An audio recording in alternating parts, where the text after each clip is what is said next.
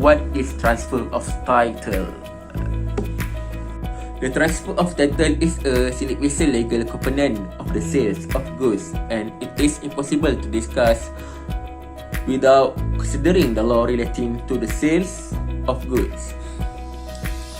If someone sells a good, the person has to transfer the title of the goods to the purchaser. Without the transfer of ownership and delivery of the possession of the goods from the seller to buyer, no sales transaction can be completed. Usually, the real owner of the goods can transfer the title to the new owner.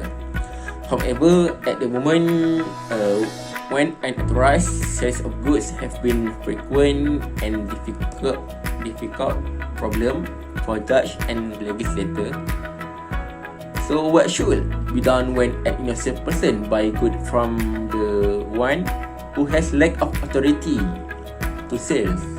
Should the law protect the real owner from whom the goods have been stolen or converted?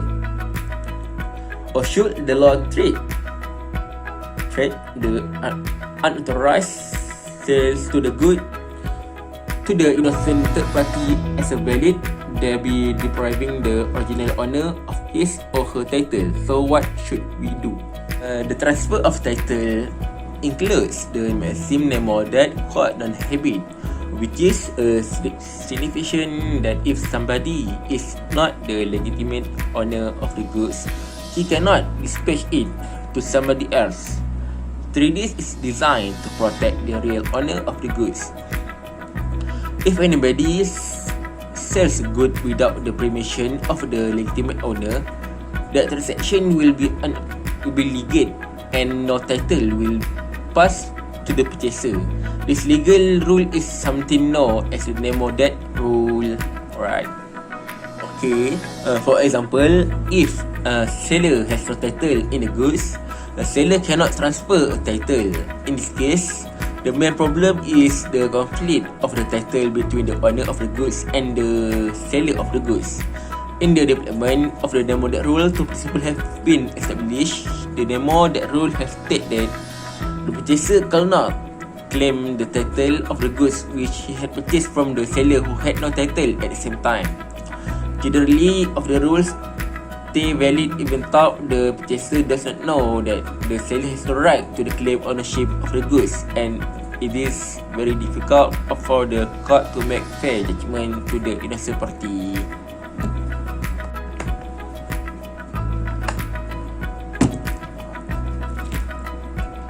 Nemo that rule is set out the sale of goods H 1957, which provide sales by person not the owner, subject to this age and any other law for the time being enforced where goods are sold by a person who is not the owner of goods and who does not sell them under the authority or without the consent of the owner. The buyer accused no better title to the goods than the seller had unless the owner of the goods is by his conduct precluded from denying the seller authority to sell. So what issue in this topic? The issue is whether a buyer bought a good from a person who is not the owner of goods. This issue related to the topic transfer of title based on section 27 sales of good 1957. Okay. Which is rule nemo that court non-habit, means no one can give what he has not. Regarding to this issue, there are three cases which is related to this issue. Okay. This provision means that if the buyer who buys good from a seller who has no title on the goods without consent of the real owner does not acquire any title of the goods. The reason of the rule is to protect the right of ownership. The provision of the rule protect the right of the title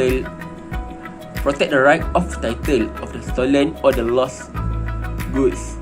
This legal rule is stated in the case Limzoy Live versus Seno Limited, Syarikat Batu Sinar Sendirian Berhad and Ors versus UMBC Finance Berhad and Ors, and the Enjingat Siang versus Arab Malaysian Finance and Anor. So there are three cases related to this issue. So I hope all of you can understand what I talk about. So there are three cases that related to this issue.